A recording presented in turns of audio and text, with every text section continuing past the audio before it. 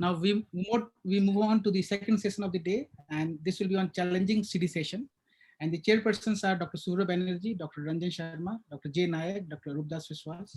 Moderator of the session is Dr. P.C. Mandu, and the expert panels are Dr. Sumantu Chatterjee, Dr. Suvendu Chatterjee, Dr. U. Jena, Dr. Asit Khanna, Dr. Amit Malviya, Dr. Smith Srivastava, and Dr. Ratin Talpatra. Now over to chairpersons and moderators for further proceedings of the session. I think without wasting time, let us go to the first session for the first speaker, and it's Dr. Samir Mehrotra, and he would be talking on left brainstem disease and the role of imaging. Dr. Mehrotra, please. Thank you, sir. Good evening, everybody. I would like to share the screen. Yeah. So is the screen visible, sir? Yes, it is. Fine. Without wasting much time, I'm going to show you one or two cases in which on the face of it, it looks that we might be using a two-stent strategy or some complex plasty will happen. But once we do the imaging techniques, then our strategy as well as decision making changed. So just to show the impact of imaging, especially in left main lesions. The first patient is a 70-year-old male, hypertensive, non-diabetic, non-smoker. He had new onset angina, resting ECG was normal, stress echo was positive. We did the angio, it was single vessel disease with a normal ejection fraction. There was no resting wall motion abnormality. You can see the right coronary artery is the dominant vessel with mild plaquing. On the left side, there's a mild plaquing in the mid part of the left anterior descending artery. The left main shows mild distal plaquing. And the problem was here. As you can very well see, the ostium of the left circumflex, one of the places where the restenosis is most common in this type of category. So now looking at this vessel, the question here was whether we should go for two-stent strategy, one-stent strategy, what should be the approach. So there was a lot of discussion, and we thought that we'll also take help of the imaging techniques. On the face of it, if I tell you without imaging, I would have gone for a two-stent strategy. But look how the picture changed once we went for a imaging technology.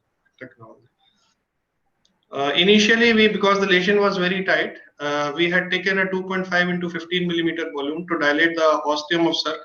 Definitely both LAD and left circumflex were wired with a BMW wire. Wiring was simple. Then we had taken a OCT run. The first run was taken from the left circumflex and another run was taken from the LAD. This is the OCT run while moving the catheter from LAD to assess the left main as well as the proximal ostial LAD. And this is the OCT run from the left circumflex. I am not having the initial runs due to some technical reasons. I am having the final runs which I will be showing you. So once we saw the ostial LAD and left main, we realized there was hardly any significant stenosis or plaque burden in the left main or LAD. Then we decided that we will go for a single stent strategy. We will try to do a left main to left circumflex. In case we require stenting of the left anterior descending artery, then we will think about it deciding on the table itself. So, and the imaging also showed that the distal, the circ ostium, the OM vessel that was arising from the circ at this point, it was also having a significant plaque burden at this point. So we started a pre-dilatation with a 2.5 into 15 millimeter balloon from distal to proximal. Distally, with a pre-dilatation, there was some dissection. You can see here, there is a slight flap here. So in an attempt to cover the whole dissection, we took a 3 into 48 millimeter stent. At this point, retrospectively, when I look at the whole case, I think it would have been wiser had I taken 2 stents rather than a long 3 into 48 millimeter stent. The reason being, it would have given me some more space in the proximal left main to go for a good proximal optimization in the left main. So it was a 3 into 48 millimeter left main to left circumflex stent. तुम्हारा meeting है हाँ कर लेना login कर लेना समझ लो थोड़ा है ना. And this is the final result post stenting. You can see if your post dilatation was done with a 3 into 8 millimeter balloon.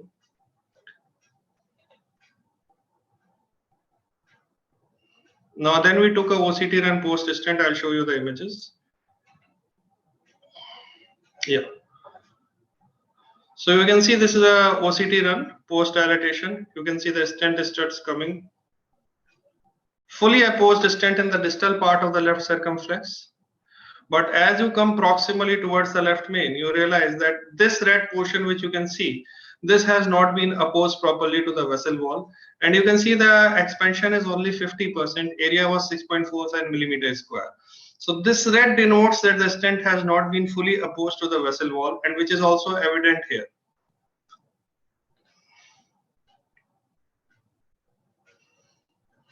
As I had already mentioned, this is the whole picture. You can see this is the stent. The stent has been crossed through the, there was a middle stent, it has not definitely crossed through the proximal stent of the stent. You can see very well here. And this was the stent that was not expanded in the proximal part of the left main. We took a 3.5 millimeter balloon and did a high post dilatation. Along with it, we also did a kissing balloon dilatation, taking a 3 into 10 millimeter balloon, the left main to LAD, and 3 into 12 millimeter balloon into the left circumflex. This was a kissing balloon dilatation that was done.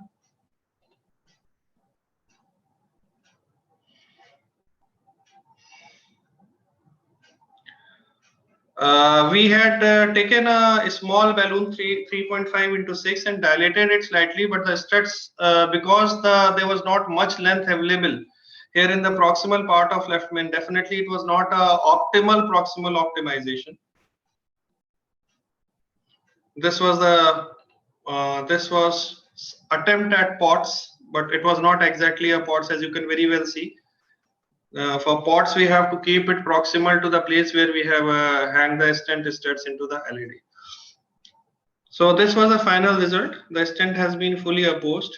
These are the stent struts which have been opened up into the LAD. You can very well see, and the stent has been fully expanded 84%. The minimal stent area is 4.52 millimeters square. You can very well see it's a fully opposed, fully expanded stent with the stent struts opening up into the LAD. There's one more thing you can see, that none of the struts are occluding the ostium of the LAD. So none of the struts is in the middle of the vessel wall. That is a very important thing, because if your struts are hanging into the lumen of the vessel, then the chances of restenosis are very high.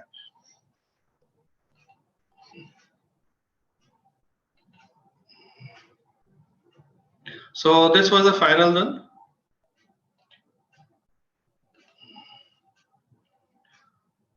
This was done in the pre-COVID times, 1.5 years post-COVID. As such, on regular follow-up, nothing significant has changed in the clinical profile of the patient. So this was the first case. Now, just very quickly, a second case, 65-year-old non-diabetic, non-smoker, hypothyroid. He had a pacemaker in 2016 for CHP with a normal ejection fraction 3 months back. He was on regular medical follow-up. Suddenly, he came with acute onset breathlessness and chest pain and cardiogenic shock. Echo showed global hypokinesia with a sudden drop in EF to 20%. Cardiac enzymes were positive. And this was the angio. The RCA made 100% occluded. The LCA is diffusely diseased. LAD showing there was a tight lesion at the proximal part of the LAD, this point. Distally also there was some diffuse disease, and the left main was looking to be slightly diseased. We were not very sure. If you look at the ostium of the left main in this aleocranial view, you find that this ostium is slightly diseased.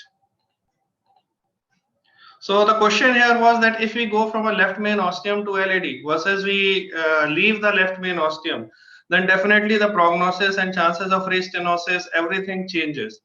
And because there was a sudden decrease in ejection fraction from 55 to 20%, we were thinking there might be a significant left main disease.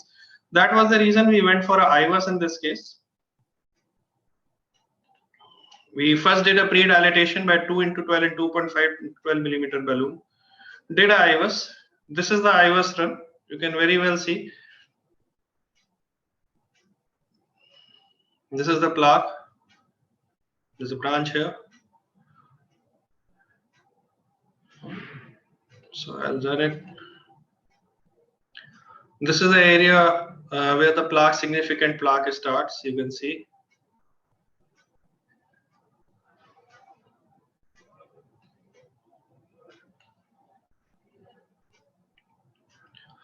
Once we were reaching towards the ostium of the LAD and the left main, we realized that the left main was not significantly diseased in this case. Although there was some plaque, but it was not a significant plaquing in the left main. So then we took a conscious decision that we'll go only for a stenting of this LAD. We'll not put a stent in the left main. Distal LAD is stented by 2.5 into 28 millimeter balloon. Post dilatation was done by 2.75 into 12.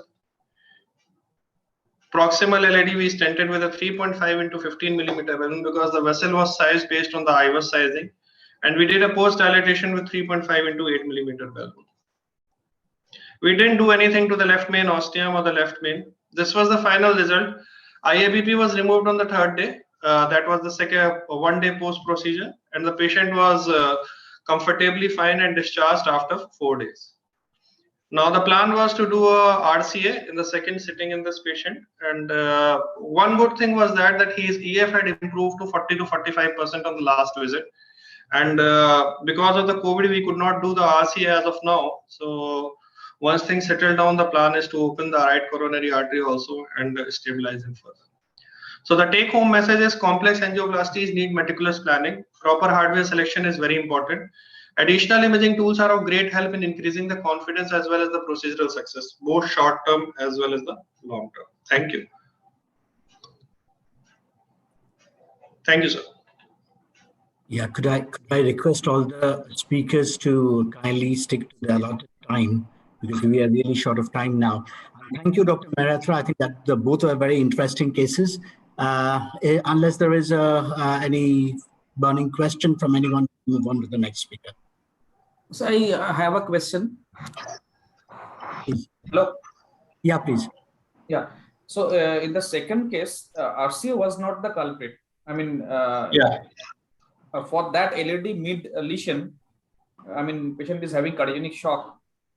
That's why I'm asking. I mean, either there is a actually RCA was not the culprit. It was because it seemed to be a chronic occlusion. If you see, the RCA was filling retrogradely through the collectors, and after doing that LAD, we also attempted to wire the RCA in the same sitting because the patient was in cardiogenic shock to give him complete revascularization.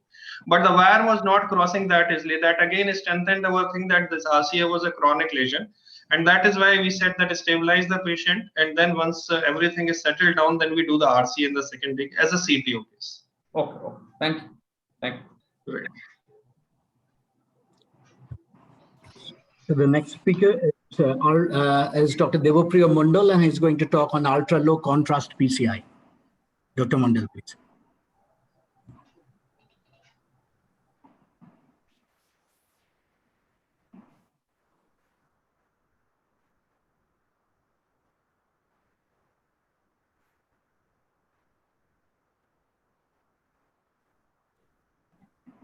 Hello, can everybody hear me? Is my screen visible? Yes. Okay. So good afternoon, everyone. I'm Dr. Devopriya here.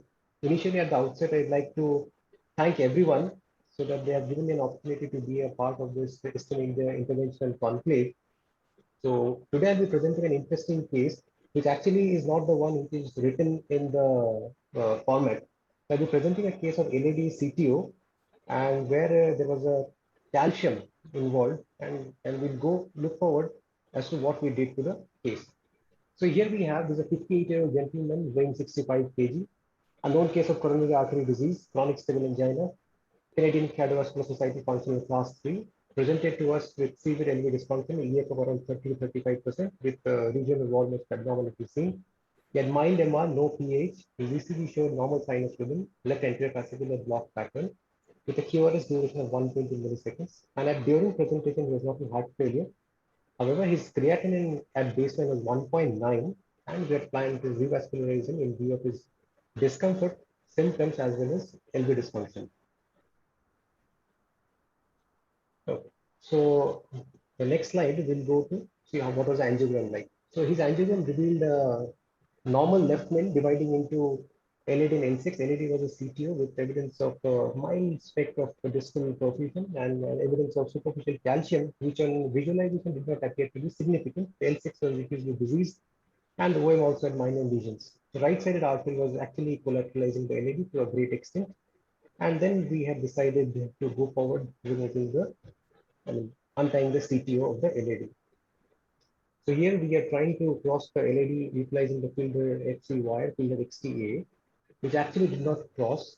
And then subsequently on further wire escalation in the anti-grid technique, we had used a Gaia second wire, which was persistently going into the false lumen. And this has been visualized multiple times by using a retrograde injections from the right coronary artery. And in both the views, we can see how a false lumen wire looks like. And given multiple injections, still the wire is in the false lumen. The essence of showing this thing is in anti-grid CTO technique, there is no role of giving a contrast in the anti-grid society, anti-grid system. What we do is we give dye in the retrograde direction and see the Hello. Hello. Then we did this wiring. The wire was in the true lumen, and after crossing the wire, we used the IVUS to find out what was there. So in IVUS, we could see. I'll just fast forward it so that things become easier. So here starts the plaque. The plaque burden is a fibrotic plaque, and as you can see, the calcium has started to come into the scene here. And on a particular frame, it will appear that the calcium has covered more than a 360-degree arc of the vessel. So our strategy was very clear at this point of time that we need to do something more than rotablation or a non-compliant balloon. Here it is. At this point, we can all see that the calcium was involved in 360-degree arc of the artery. So as after the decision was taken, we utilized IVL balloon. So as we all know, it's a 12mm semi-compliant balloon. It was inflated at 4 atmospheres. 30 impulses were given. And we could see after the balloon, on the right hand side, we have a wire image which shows the measurement of the lesion. And it's a very well dilated lesion. The importance lies in the fact that however visually it might appear it's a superficial calcium and it's not deep, the IVUS imaging actually showed us that it's a 360-degree calcium, and the IVUS did a fantastic job. So we utilized 3 into 40mm everolimus pristine stent, which was deployed in these two views. And obviously we got a very satisfying result in this because post-stent deployment, the IVUS runs also showed a very good stent apposition. So this is a stent deployment picture which shows teamy free flow distal without any evidence of dissection. However, the distal vessels were actually pretty bad, and they probably hopefully will grow in the future as we get to see in many other cases. On the other hand, right hand side, we have this IVUS one, which shows a very good, well opposed stent, which is well expanded without any evidence of any plaque protrusion within the stent lumen, and a very good stent result with a maximum lumen area of around 9.6 millimeters square in the LAD. So that was the case. Actually, the interesting part was finding out as to what is the best strategy, and then it was the LAD CTO. Unfortunately, after all these good things happened, the patient had an AKI on top of probably he had a CKD. So he underwent 2 cases of the dialysis, and then subsequently he recovered from that. And this was done a couple of days back only in our hospital, and currently the patient has improved. His creatinine has come down to 2.3, and he's doing very good. So that was it. That was the case. So let us go into the next. Just a short description of everyone knows what is an IVL. These are the few instruments of an IVL balloon, the machinery. Important thing is the RBP and the nominal pressures are 6 and 10. And the unique mechanism of action of IVL is focused lithotripsy energy. What it does is the center initiates the energy, which causes a sonic pressure waves, which actually breaks the calcium, which is located within the intima or even inside the media, and it's very safe. Here's a small video of that. If you see, this is the mechanism of action. The IVL balloon actually inflates, and then because of the facilitating energy transfer, it breaks the calcium, which is pretty safe, as we all know from the Disrupt CAD3 study, which has shown that IVL is a very good equipment if used in a very efficient way. So in our case, the only good decision was doing a IVL and IVUS effectively so that we gave a very good result. So coming down to take home points from our space, we could say that proper case selection for IVL is very important to get the best results. And in this case, we had a CPO, LED CPO. The patient had LV dysfunction. The patient has severe symptoms. He had a baseline creatinine of 1.9, probably could be stage 1 in the cardiorenal syndrome type 1, the coronary disease leading to CKD. And we had coronary calcium, which was a post-hospital challenge during the success. We had to cross the CPO with a use IVL balloon.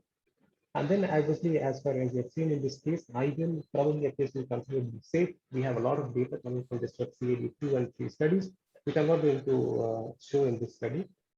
So I hope this actually has shown some light into this interesting case, and I'm very happy. Good afternoon, Dr. Mondal. Can we conclude so that we have Yeah, some time for yeah. discussion? Yeah, I have. Yeah, I'll Yeah. be finishing. So, Thank you all. live screen, please. Good afternoon. I'm Dr. Das Biswa speaking. Good afternoon, Can you allow 2 minutes, Yes, sir. Dilip? Yeah.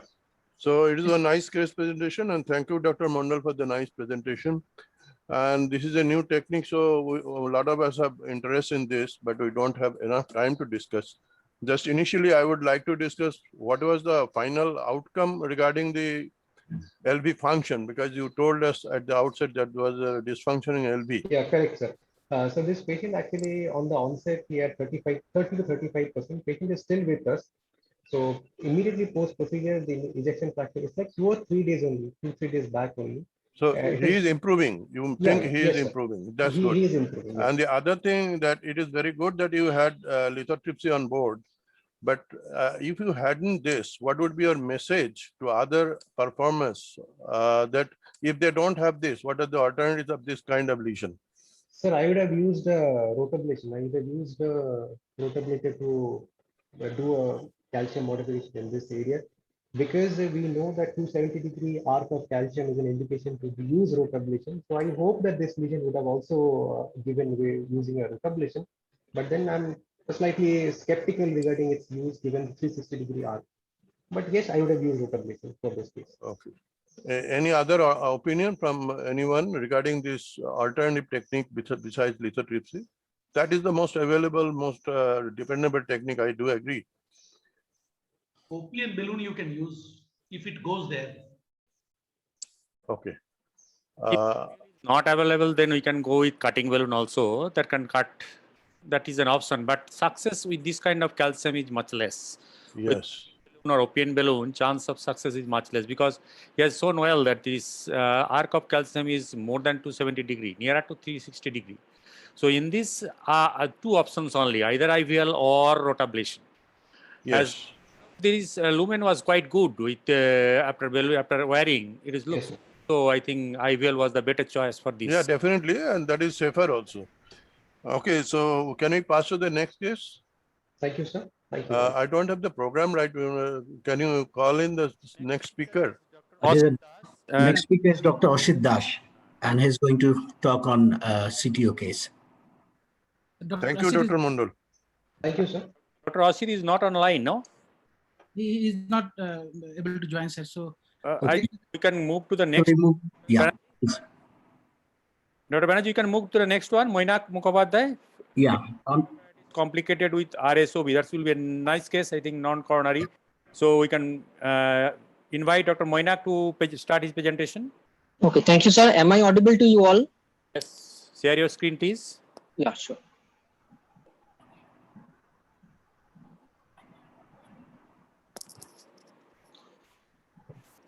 Is my screen visible?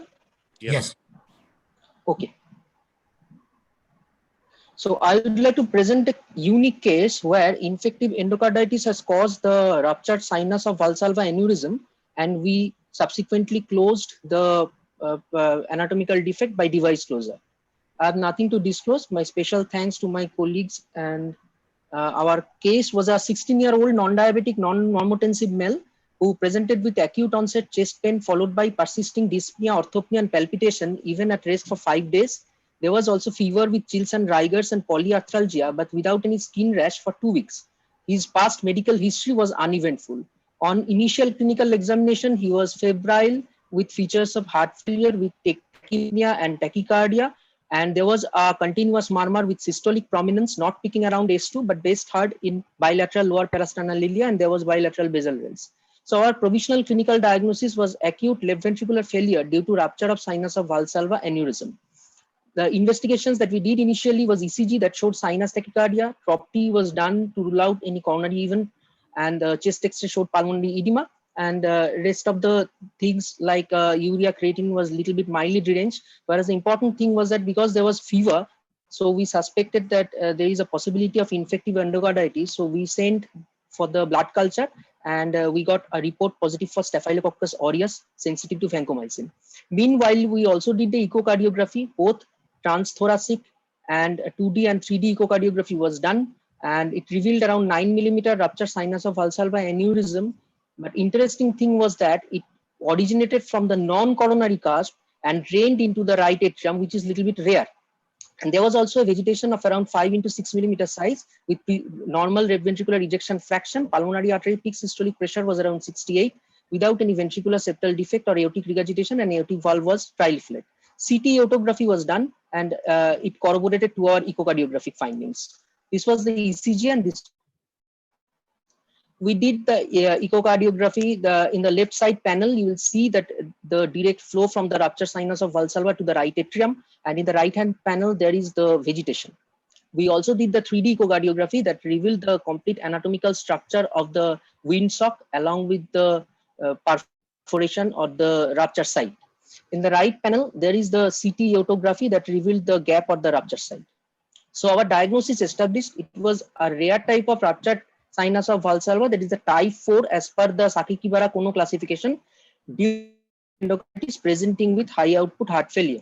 So our management strategy was on diagnosis. We put the patient naltrexone and gentamicin. Subsequently, after getting the blood reports, we started on IV vancomycin. Patient became afebrile within 10 days.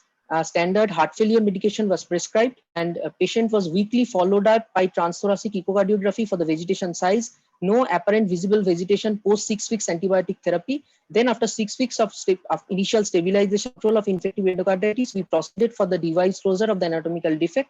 We used muscular VSD size of around number 12, and procedure was uneventful. It was done fluoroscopy and transthoracic echo guidance, and during the procedure we were vigilant enough to include the entire windsock but not to impinge the aortic leaflets.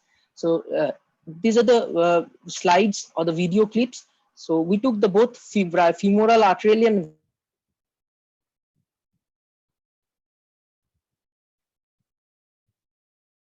root, showing the direct flow from the root to the right atrium.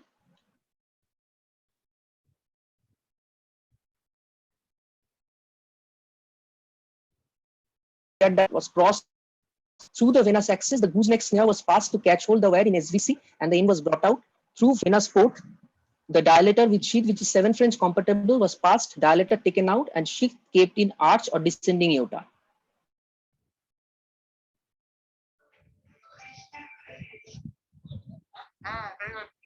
The trident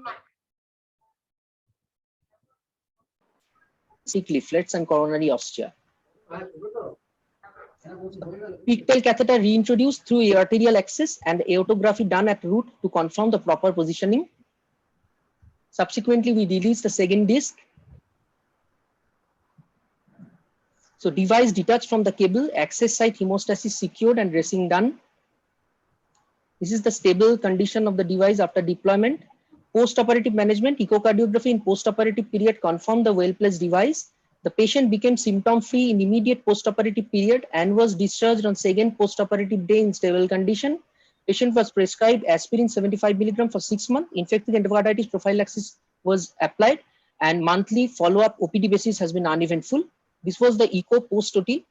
We were showing the well-placed device. So the take-home message was RSOV is a rare but potential cause of high output heart failure. Clinical diagnosis is possible. Echocardiography is diagnostic. Intraprocedural transesophageal echo is of choice, but most of the times we do this kind of procedure under transthoracic echo.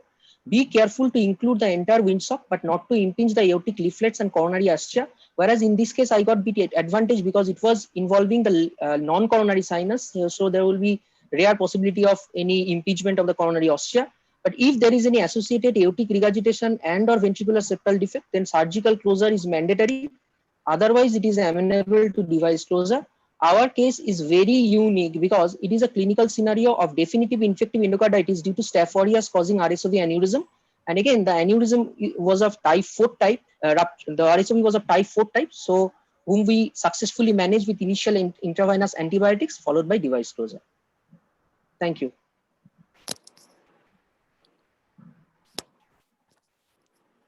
Moinak, any chance of long-term conduction defect in this patient? Sir, apparently for the last 5 to 6 months of follow-up period, we haven't found anything such a problem. Had it been any such, we would have got it earlier, because at the initial phase, there will be more chance of pressure due to the device, more edema. There will be at least some changes in the ECGs, like widening of the QRS, or there will be some AV conduction defect, but we haven't found any such. So that's why I think that probably we should be hopeful. But again, we will have to follow it up. Okay. Moinak, I'm Dr. Das Biswas calling. Yes, sir. Yes, sir. Thank you for the nice case presentation. As per your title slide, you are working in Midnapur, but I don't think it was done in Midnapur. In No, which sir. It institute? was, yeah, it was done in NRS Medical College, because Midnapur has got no that's cath great. lab. Patient That's was diagnosed in Midnapur, but I took him to NRS. No, and no, it's did it. okay, fine.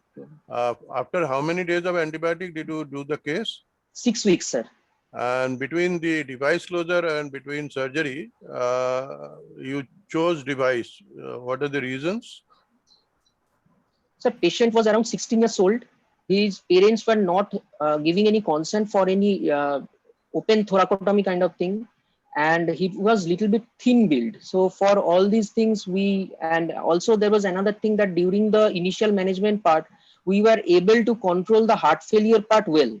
So that's why we thought that we can wait and go for the device closure. Okay. And if I'm not wrong, I heard about some VSD also. Was there any No, sir. VSD? No, sir. No, sir. There was no VSD, no AR. That's why we went for fine, device closure. Fine. Thank you. And regarding Dr. Mondal, you were answering his question about AV block. Do you think that device was impinging towards the ventricular septum near about the conduction tissue? No, sir. No, sir. Because it was at the root of the aorta. Okay. Anyone else would like to answer any, ask any question? It is a fantastic case, particularly done in NRS. I am very happy. Yes, sir. Can I have a question? Is the device do not look like on the aortic root, because it should be on the root. Otherwise, it looks like more on the outflow of the your sac. Was his question clear to everyone? I am not sure. Now, what he is telling, that is, looks like in the LVOT, nearer to LVOT, because it is a No, it's into the sac of the sinus of Valsalva, not at the root, because it should be close at the root. Otherwise, it can rupture from other part of the sac. Exactly. Exactly, sir. And the interesting part of this case was that the windsock was bit longer. So we measured the windsock base and we sized up the device accordingly, because although it was a 9mm size of RSOV rupture, but at the base of the windsock where it was attached to the aorta, it was measured around 14mm. So we used, yes, sir, that's why the muscular VSD number 12. So it was having around.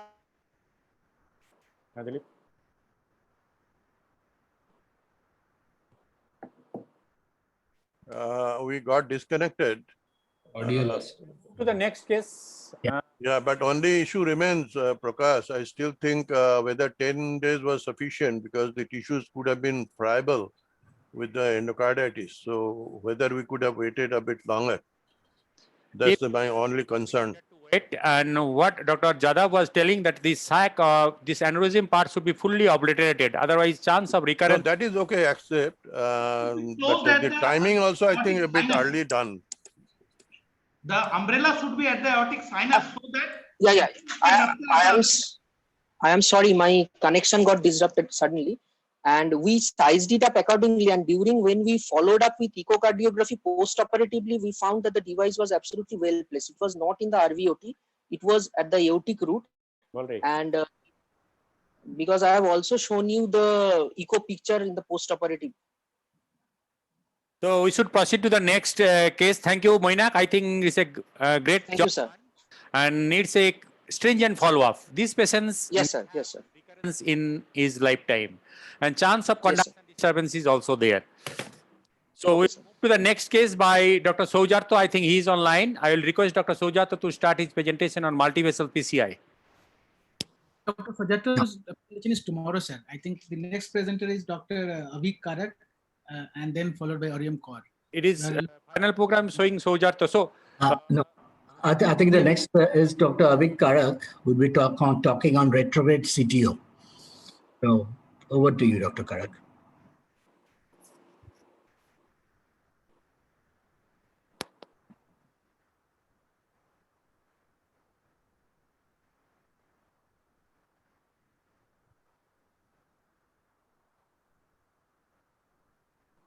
Yeah. Good evening, everyone. I hope I'm audible. Yeah, please. Yeah. So without wasting time, I would just start with my presentation. It's a case of retrograde CTO intervention. Patient is a 60-year-old male hypertensive who had an acute inferior wall MI 4 months back, but the patient was managed conservatively at that point of time, presented to us with a persistent class 3 angina despite OMT. LV ejection fraction 55% and RWMA in the RCA territory was there. This was the ECG showing a old inferior wall MI. Now, due to the persistent angina, we went up and did a coronary angiogram, which showed a fairly normal left system with chronic total occlusion from the proximal RCA with very good septal collaterals, the type 3 septal collaterals, and CTO segment of approximately more than 20 millimeter. So the JCTO score was 1. The only consideration was the presence of a small branch at the immediate vicinity of the anterior cap of the chronic total occlusion. Anyway, so we proceeded with the antegrade approach first. And initially we had taken JR guide cath, which was later on upgraded to AR1 guide cath also. And serial wire escalation was done using microcatheter support. But as we were contemplating from before that, the wire was constantly getting deflected to the proximal small branch at the vicinity.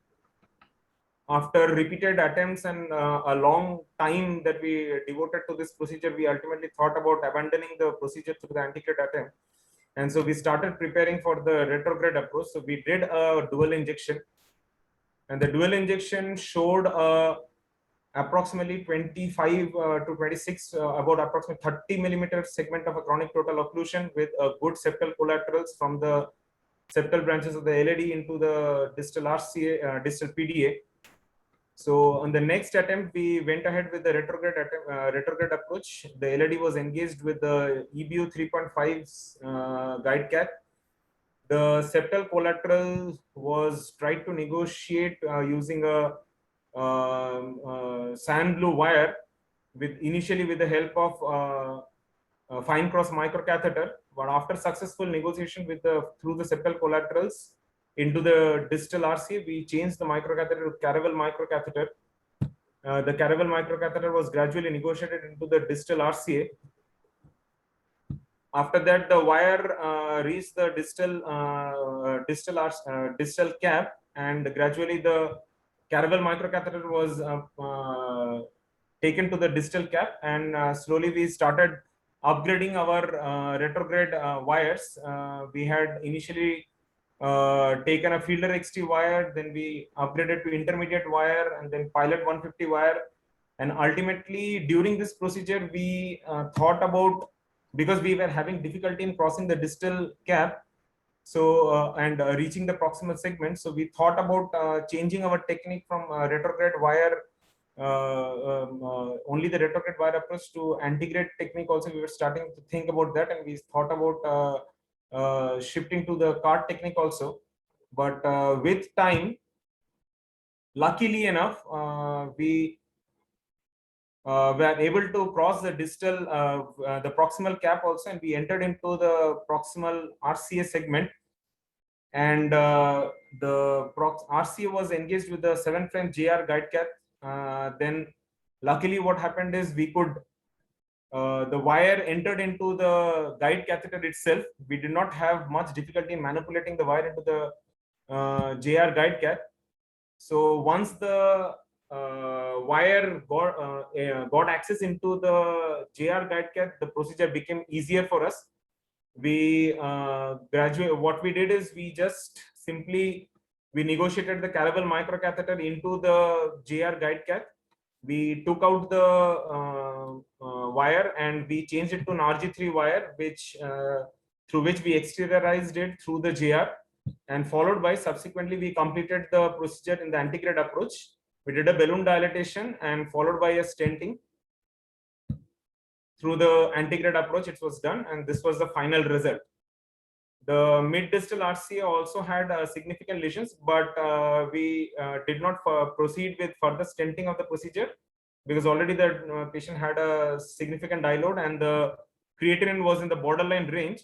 So we decided to stop the procedure at that point, and because it was a good TIMI3 flow, and we thought of putting the patient on, continuing the patient on medical management, and to see whether the patient is having any recurrence of angina or not. And if the patient was having any recurrent angina, we would be planning to address it mid-distal RCA also.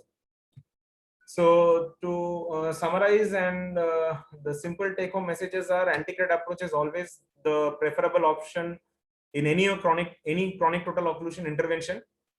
When selected properly, retrograde CTO is definitely a feasible option.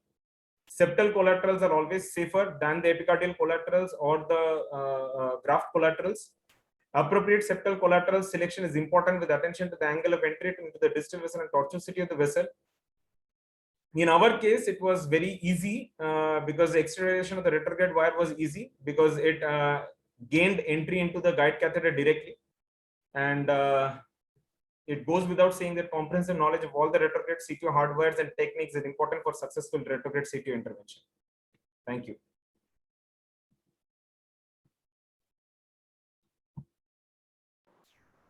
Thank you, Dr. Karak, for a very well done case. But to me, it appeared that there is a disease in the circumflex also. Were you very sure the angina was not arising from circumflex? Sir, if we look into the angiogram, circumflex was more of a borderline lesion, what we thought at that point of time. We had taken numerous shots in different angles and tried to open up and try to find out whether it was significant in any of the views. But unfortunately, did you consider FFR?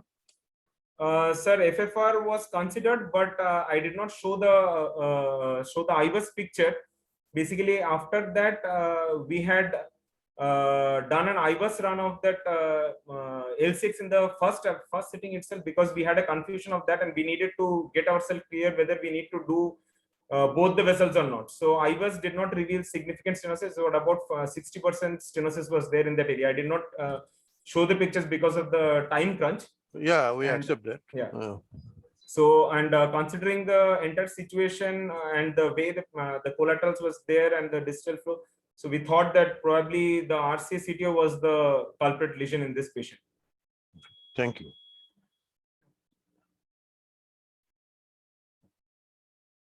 How many cases are left, Prakash? Yeah, I think just one more case. So this is the last case, but again, at the same time, it's 5. So I think we can go to the next presenter. I think next presenter is already on the screen, Dr. Aryam Kaur. I think he's going to speak on IBUS guided mini crush. So I think Aryam should start now. Good evening, sir. First of all, I'm very thankful to include me, giving me the opportunity to speak in such a academic program. So my topic today will be an image guided bifurcation stenting in a patient with acute anterior wall AMI. So I have this 55 years old male who presented with a STEMI, and he was thrombolized outside hospital and was referred to our hospital after around 2 days because he was having a persistent chest pain. And the ST were up one admission also. So we considered it as a failed thrombolysis. The vitals were normal, but the echocardiography showed a poor EF. And we took him into the cath lab. The RCA was pretty well. But in the left shot, we are seeing that there was a tight lesion within the mid LAD, and it was a Medina 111 bifurcation lesion with LAD with D1. So what was the strategy? Either we have to go for the 2-10 strategy because we have to save the diagonal. That was a pretty long and a good healthy vessel. So our technique was to use a clutch technique, but my preference was a mini clutch because of the several advantages that I have with it. So we immediately shifted to the femoral route and took a 7 French EBU guide. Initially, the wiring of the diagonal was tough, but after dilating the LED lesion, I was lucky enough to put my wire into the D1. So I went with the dilating both the main vessel as well as the side branch.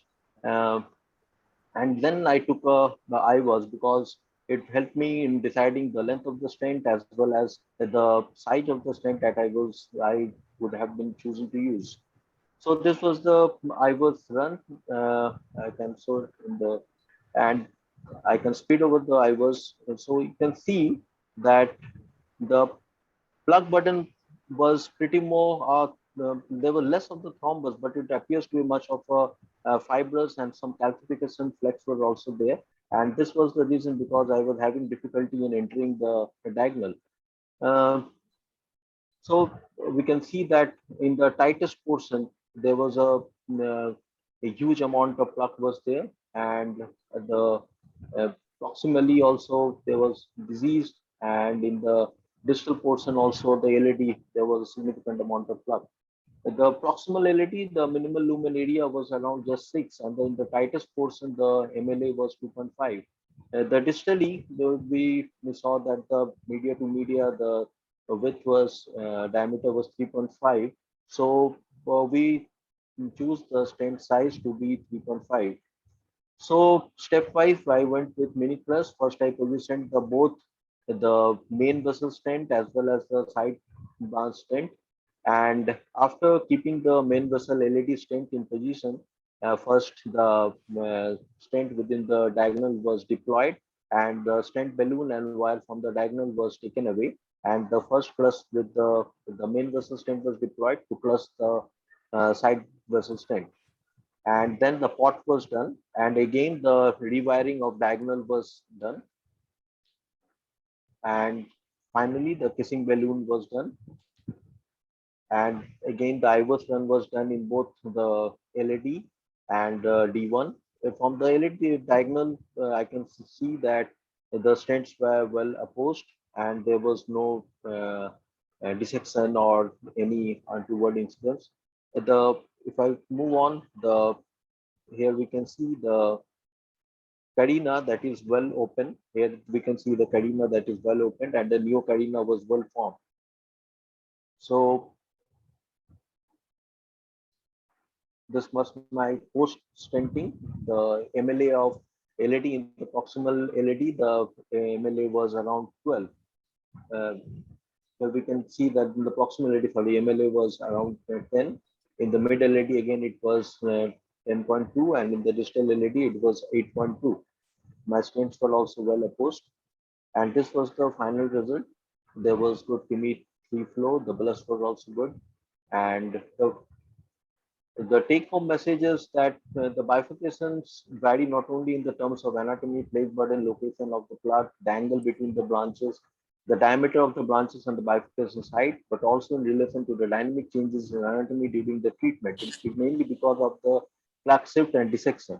As a result, no two bifurcations are identical, and no single strategy exists that can be applied to every bifurcation.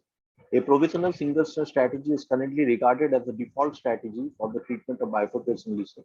But again, there are the chances that by using the tap technique, we may miss the ostium. However, this approach cannot be applied broadly across all bifurcation lesions because of the likelihood of side branch compromise. In this circumstances, two-stent strategy is used in a bid to maintain the optimal stent patency and the blood flow in both main and the side branches. The main disadvantage of side T stenting is missing the side branch ostium. The clutch technique was first of the elective double stent technique introduced to ensure the ostial side branch coverage. Though the clutch technique yielded comparatively better clinical outcome than T stenting, there are chances that of stent thrombosis and stenosis at the bifurcation because of more metallic studs in the bifurcation. The mini crush technique, which calls for the reduced strength overlap of 1 to 2 millimeter, demonstrate improved kissing balloon inclusion low mace rates. So mini crush technique holds good as compared to decay crush when we are having less amount of time, and also we can shorten the procedure by doing dual crush, and also the financial issue is also an important factor. Thus, mini crush technique holds good when we are taking up the patient for dedicated bifurcation. So thank you, sir.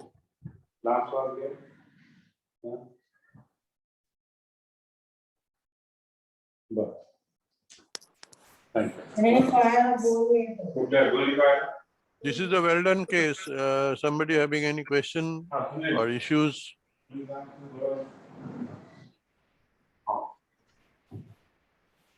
Less noise from others who are not speaking should be kept in the mute. Hello. Hello. Sumanto, are you asking any I have a question? question. Yeah, sir. There is a nicely done case, but if we think in other way that if diagonal can could be managed by Noise please from the audience or whoever in the back seat. Only Sumanto and Oriam will be speaking now. Who is Mr. Kamath? Please mute your phone, mute your okay. Yes, sir. Yeah. Now I can hear. Now I can hear. Yeah. Yes, So Oriom, it is a fantastically done case, but if this thing can be put in another way, that if this diagonal can be managed with DEB, so though the diagonal is a single diagonal and reaching up to the apex, it is very much important diagonal definitely. But can we manage this case with DEB in diagonal and already stented in this case scenario? So actually, there was lots of calcium also, as you can see in the IVUS run. And just after dilating, when I was just dilating the LED also, the complete flow of the diagonal was completely gone. And there was significant disease at the just ostium of the D1. So maybe the drug-eluting balloon may be done, but the restenosis rates will be higher, I think, in the later on. So for that reason, I went on with a dedicated stenting. Okay. Thank you for Oriam for your response and the nicely done case. If we done with all the CDs, it was a nice session, and we missed some of the CDs and some of the presenters. However, I should congratulate everyone, including the organizers, and it is handed over to the organizer for moving on to the next session.